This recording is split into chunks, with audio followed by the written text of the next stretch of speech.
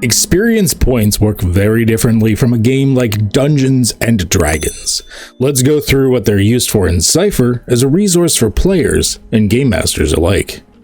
Firstly, I would like to make a side note here. I actually think experience points, or XP, is a bad name for them in Cypher. I know this is kind of controversial, but it's mostly because of the traditional RPGs using the term to mean just points you need to improve or level your character. The problem is, XP in Cypher can be used for so much more than that.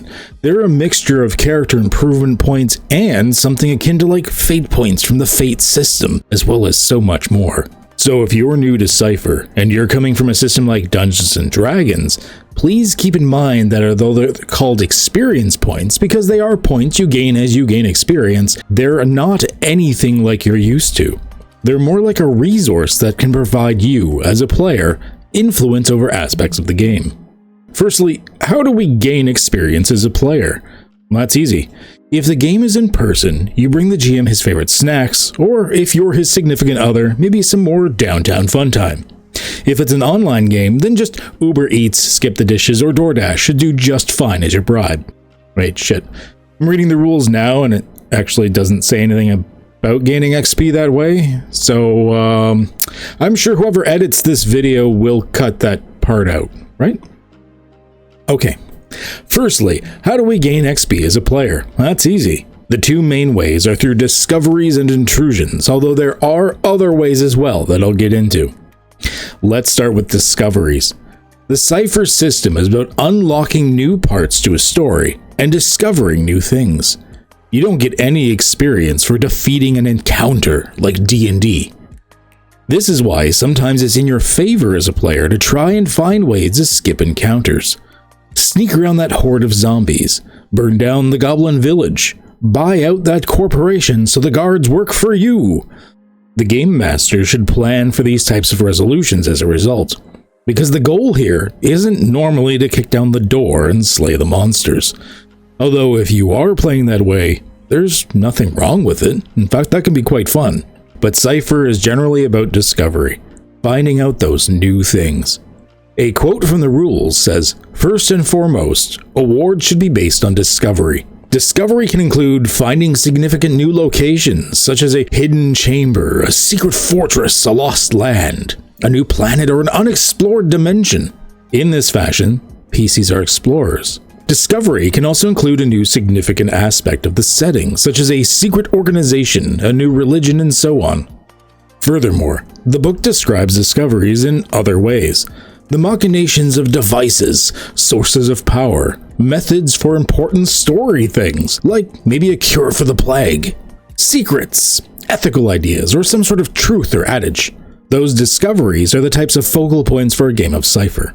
The second most prevalent area that I've found player XP comes from are intrusions. Intrusions are the ability for someone to interrupt the current scene with a new fact that changes or complicates that scene. For example, a GM can offer an intrusion so that the terrorist that you just killed was able to yell out one last plea for help on his radio, thus calling in backup. The GM would then hand the player he intruded upon 2 experience points, 1 experience point for that player, and 1 experience point for that player to give to another player.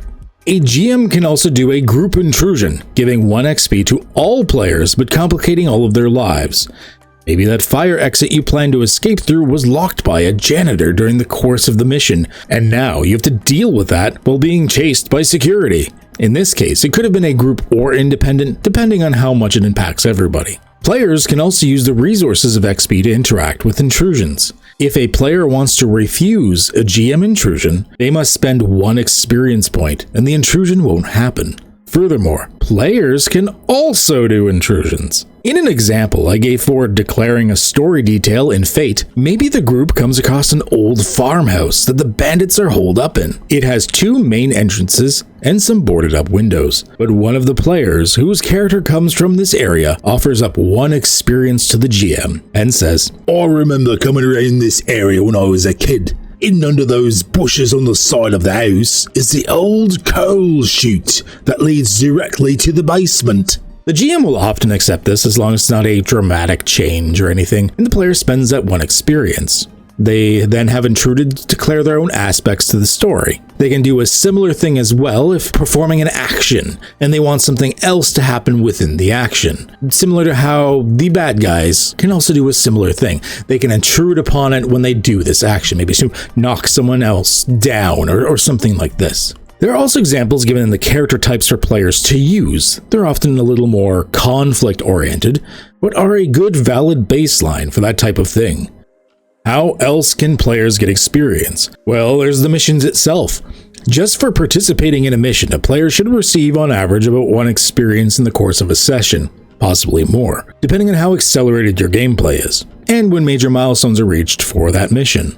Also, a default rule says that if your group gains an artifact, that you take that artifact's level as experience and divide it evenly among your players, with a minimum of 1 XP per player. I don't always use this rule because it depends on the type of game I'm playing. In my current Numenera run-through, for example, the group is dealing with artifacts on a much more regular basis, which would cause the XP to be a little more accelerated than what I want. However, if it was a different type of game, like superheroes, sci-fi, old western, you name it, chances are artifacts would be a little bit more rare. And this is really just another form of discovery, so then it's definitely worth the experience. Another way to gain XP is if the player has set up a character arc. A character arc is basically a story-based goal for the character to get through. Character arcs are broken up into parts. The first part is the opening or introduction to the arc, which is usually with no reward. It just introduces you to what the arc is about. After that, you go through the steps of the character arc. These are the individual parts needed to progress that character arc storyline. Each step usually worth about 2 experience as a reward. You never really generally have more than 1 step in a session, at least try not to. The climax. This big endpoint of the character arc, where we figure out if the character fails or succeeds at the expected goal. If they're successful, they gain 4 experience, but if they ultimately fail, it's still 2 experience as a reward. Resolution. If there's any sort of post-climax wrap-up, where the final story details are dealt with, then there's usually a reward of 1 experience during this step. If you're stuck on making a character arc for your character, check on page 242 of the Cypher System Revised book. There's a list of handy-dandy ones there. Are there other ways to gain experience? Sure, that's really up to the GM and the group to figure out as they go. How much experience should a GM aim for? Well, that entirely depends on how fast or slow of a burn you want this game to be. In my Numenera campaign right now, I expect players to earn between 1 to 5 experience per session. We play weekly, not all experience is spent on advancement, so I expect characters to hit a new tier after about 2 months of real time. And so, that's exactly what we're seeing. One other note about gained experience. You will get the occasional player that just wants to hoard large amounts of it, just in case. It is a suggested rule to most game masters to limit the amount of experience that a character can have banked on their character sheet to 10. If you have more than 10 experience at the end of the session, then you must spend some XP until you are at 10 or lower. Now let's get to spending experience. This is why I think XP, or experience points, may not be the best name for this particular resource, just because of the expectations from seasoned players from other systems that XP is just used for character progression. But it's not. It's a resource all on its own. Firstly, yes, let's start with character advancement, like you kind of expected. Unlike a normal level-based system like Dungeons & Dragons, where you just reach a certain threshold and BAM! Next higher level, with all the goodies that come with it. Cypher increases you more gradually in steps, 4 of them to be specific. When your character first starts out, you generally have 5 choices for advancement, with each of these normally costing 4 experience points each. You may only choose each of these character advancements once during the advancement process. These choices are increasing capabilities. This adds +4 to your stat pools, which you can divide amongst the stat pools as you wish. Moving towards perfection. Add +1 to an edge score of your choice. Extra effort. Increase your effort score by 1. Skills. Choose a skill that is not an attack or defense and increase your familiarity with that skill. Inability goes to practiced, practiced goes to trained, and trained becomes specialized. And finally, the other options category. In other options, you can find things like reducing the cost for wearing armor, adding 2 to your recovery rolls, gaining a tier 3 or tier 6 focus ability, assuming you're of that tier or higher, and selecting another ability from your type. Depending on your game setup, there may be other options in the other options here as well. Out of these 5 different categories of character advancement options, once you have selected 4 of these 5, you advance to the next tier and gain all associated benefits from that. Usually new abilities associated with your focus and type. Now that you are advanced to the next tier, all of these character advancement options have once again opened up for you. So if you choose extra effort at tier 1, you couldn't take it again until you increase to tier 2. Now that option has opened up, and you can take extra effort again. So what are some of the other uses for experience points that I keep mentioning? Firstly, there are immediate benefits, like spending 1 experience to reroll. Maybe you rolled a nat 1 on that really important computer hacking attempt. So you decided it's worth the 1 experience and you get the reroll. You can even keep spending experience to reroll again and again, although that's going to get costly real quick. A player can also spend 1 experience as an immediate benefit to refuse a GM intrusion. At least so I hear. My players love the complicated drama that intrusions add, so I can't remember the last time they ever actually bothered to refuse an intrusion, but the option's there, and I'm sure there's lots of groups that may like a little less chaos in their games than mine. Next, we move on to the short and medium term benefits.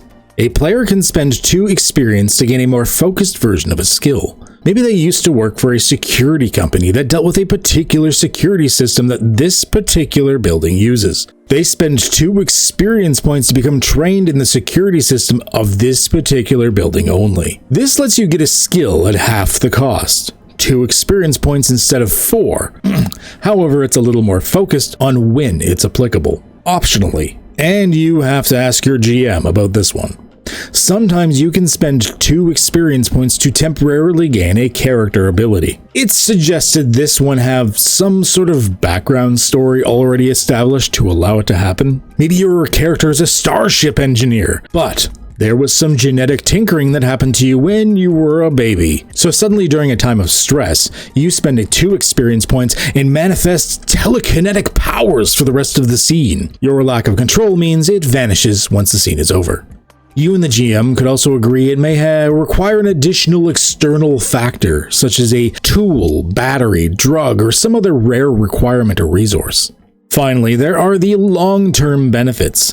These generally cost 3 experience, but as always, ask your GM as different campaigns may have their dials and knobs set differently. Long-term benefits are external benefits that the player should have some significant say over. These should not be easily taken away from the player because of the investment involved.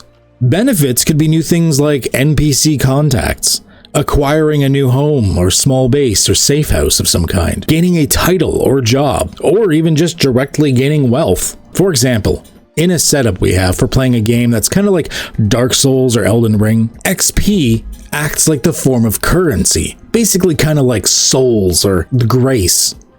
As always, let's finish the video by looking at the Foundry Virtual Tabletop and how the sheets work there with the topic at hand. We'll bring up our good old example character, Exemplar the Defaultist. You find the XP value of your character in the upper right corner here. Oftentimes, changing this is just a matter of typing in a new number. So if the GM says you earn 1 experience for participating in the basic discoveries to do with the mission, great, add 1 to this value. If you want to do a reroll, then just lower this value by 1 as you spend it. I do kind of wish there were little plus and minus buttons next to it, but I also realize that part of the sheet is kind of lacking in space, so adding those buttons would probably get a little cramped. I understand why they did that. Next place to look at are the 5 character advancement options, which you choose 4 of when advancing your character. As you choose each option, you can check off one of the boxes. Once you have 4 of these boxes checked and have applied all of the benefits of these, increase your tier by 1 here, and then hit this reset button, or just uncheck the boxes.